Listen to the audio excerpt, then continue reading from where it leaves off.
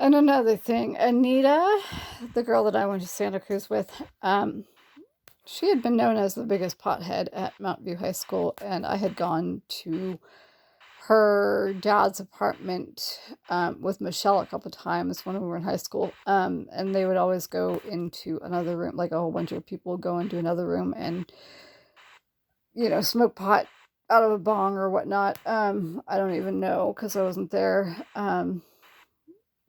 But so when Anita and I went to Santa Cruz that day,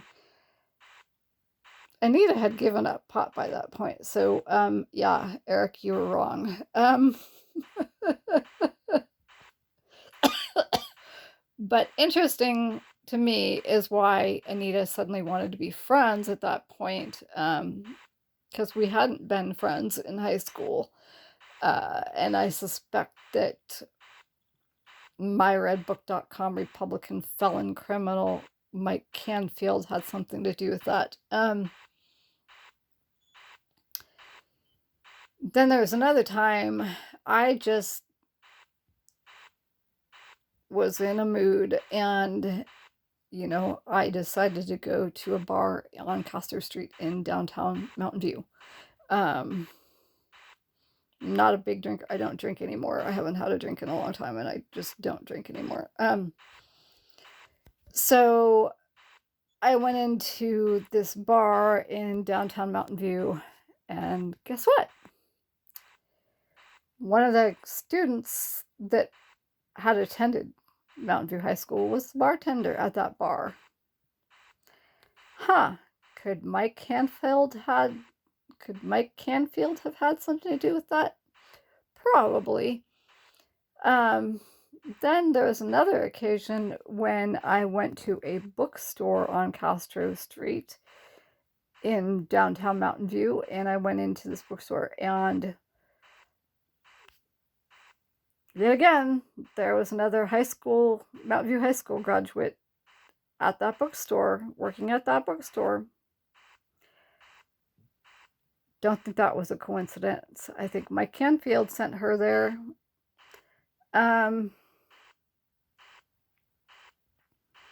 Yeah, it's amazing. There was a place on Castro Street that I ended up really liking. It was like this little Vietnamese or Thai restaurant, at the end of Castro Street almost. On the left side, if you're facing all the way down Castro Street, not facing where the bank used to be, facing the other direction. It was all the way at the end of Castro on the left. But I used to go in there and have the best chicken, and I would go in there alone and eat alone, and they really liked me there, and I tipped well. But they made the best chicken, and I'm surprised that Mike Canfield didn't find out about that, or some other corrupt member of the myredbook.com Republican felon Mountain View Police Department. But yeah, so now that we're on the topic of Mike Canfield, yeah, that guy used to stalk the heck out of me after high school. So there was a time that he came into Tarragon in Sunnyvale, and he starts talking to me like we're best friends, like we're long lost, but I had no idea who he was. None, no clue.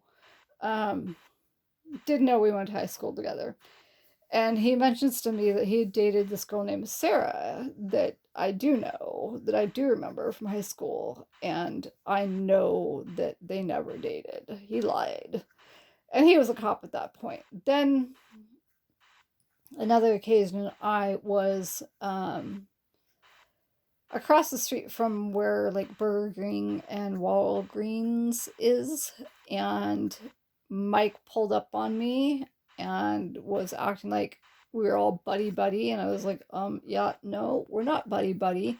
Yeah, get lost, creep. Then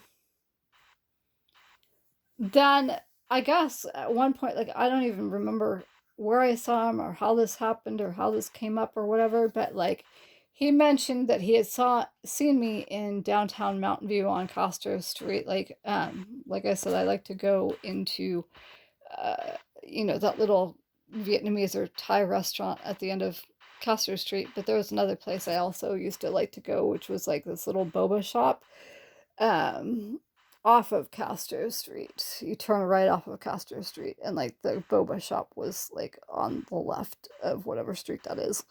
And so Mike had said that he had seen me at that boba shop like a bunch of times, and that like he had seen me at the bookstore across the street a bunch of times, and um, he had tried to like talk to me and stuff. I'm like, okay, so you're just a stalker, dude. You're just a total stalker. But he wasn't just a stalker because fucking one of his relatives lived with Prasma in an apartment complex in an apartment in Mountain View. So there you go. He was just trying to keep an eye on me and keep me from talking or finding out about the fact that one of his relatives lived with Prasma or whatever. Total creeper.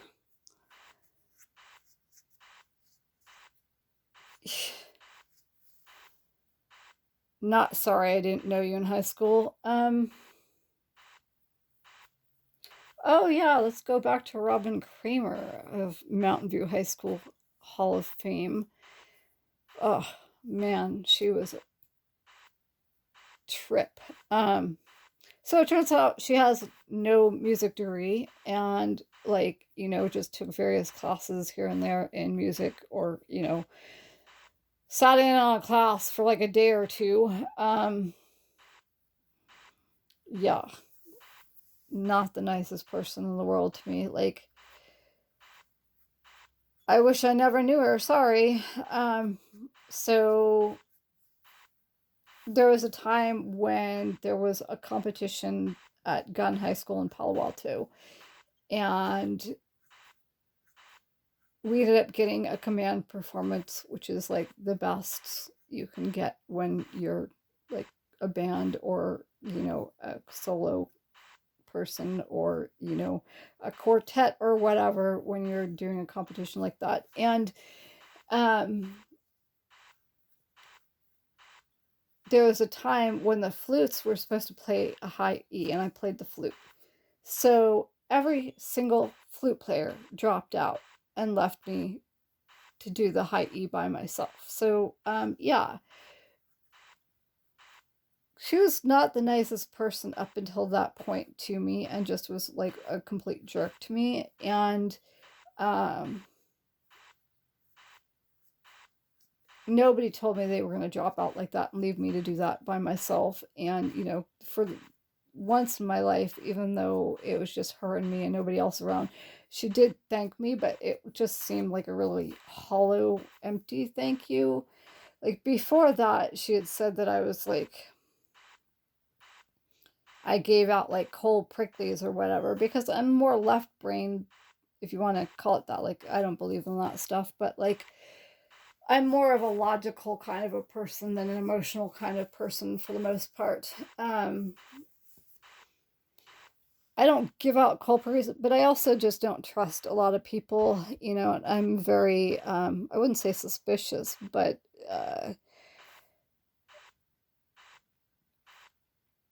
what's the word that my dad used to use? Skeptical. I'm very skeptical of life and people and things.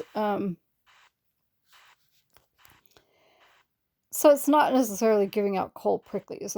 I'm a skeptic by nature, kind of. I got that from my dad. And I don't think there's anything wrong with that, And like when I joined the marching band, like I didn't know anybody in the marching band. So like, except for Michelle. So like, how was I supposed to be all like, oh, I love you, I love you, I love you, I love you, to people I don't know?